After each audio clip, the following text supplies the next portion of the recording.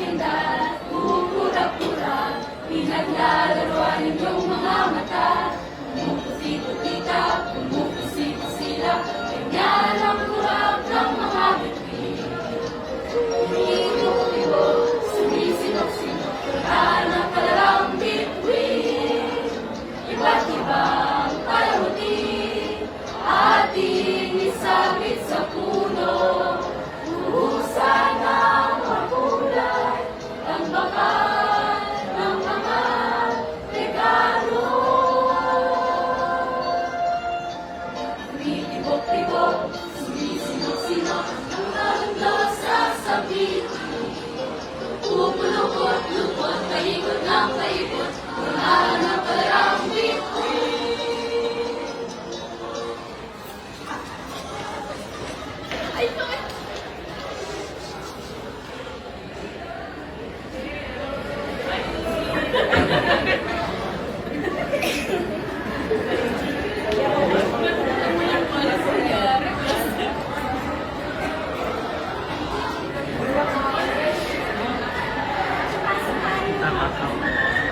May pa-walk through.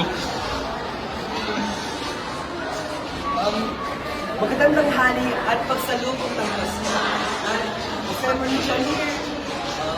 Narito po sa inyong harapan ang napakagandang art.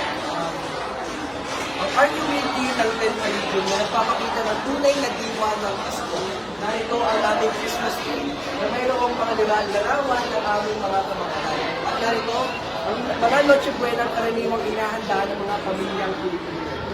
Narito ang Beleng kasabsaban na nagpapakita ng Pasko ay hindi lamang pagbibigay ng mga regalo o masigagong handaan, kundi ang Pasko ay ang pagdiriwang sa kapanganakan ng ating Panginoon.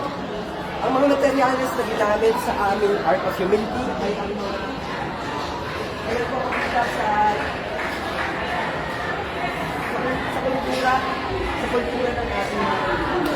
Dahil sa recited ng artwork, nagagawa para sa aming art na ano po sa bubong ng puno. Dito po sa aming vintage na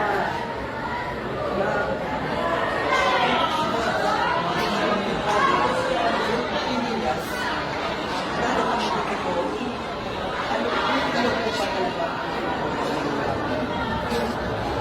At sama-sama natin yung pagpilihan ng Pasko na may bigayan